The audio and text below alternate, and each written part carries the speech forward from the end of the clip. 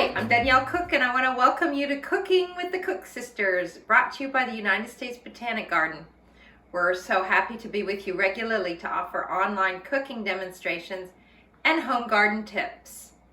This week, we continue with broths, and I'm going to show you how I like to make my favorite chicken broth. And the other cook sister, Adrienne, is at home poring over the seed catalogs, and she's going to help us make some selections. So let's get started. Good chicken broth starts with a good chicken. My preferred choice is a heritage chicken. I find their meat to be very flavorful. You can always use a broiler chicken or a roaster. My broth has a few simple ingredients: celery, carrots,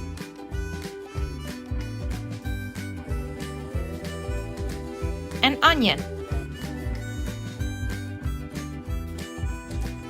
My seasonings include bay leaves, peppercorns, and a spoonful of herbe de Provence, an aromatic mixture of Mediterranean herbs. Cover all the ingredients generously with cold water. Place the lid slightly ajar on the top of the pot and then bring the broth to a boil. Simmer the broth at a good clip for about 2 or 3 hours until it's reduced by about a third. And then pull off the breast meat, which by now is fully cooked. This flavorful chicken can be used in a soup, in a salad, or even in a sandwich. And now, with the breast meat removed, I'm going to let the broth keep cooking for another 3 hours. My broth has reduced by almost half, so it's time to strain it.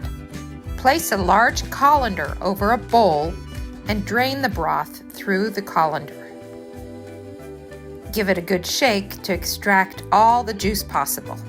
I think you can tell just by looking at this broth that it's packed with nutrients like collagen, marrow, amino acids, and minerals, just what you need to stay healthy this winter. As the broth cools down, the fat will rise to the top. Once it's completely cooled, this chicken fat will act as a plug to keep the broth fresher longer.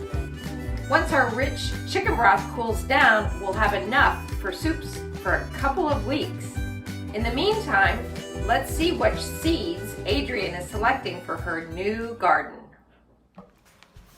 Hi, I'm Adrienne. Every time Danielle starts talking about making chicken broth and chicken stock, I think back to my days when I used to raise chickens. That was really fun. But today I'm concentrating on vegetables and growing delicious vegetables, and that's what we're going to talk about today. So let's get started. I do all my ordering online, but I do all my perusing in catalogs. An internet search will bring up seed and plant companies, and you can request catalogs from individual companies. Catalogs are great references for the entire year, and I do love those gorgeous pictures. I've made a sketch of what you can get into a 5x8 plot.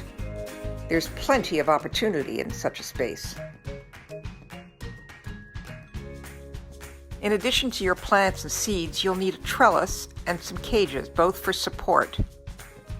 While there are literally hundreds of tomato varieties, plants come in 2 basic styles: determinants, which are smaller and more compact, and indeterminants, which are large, rangy plants.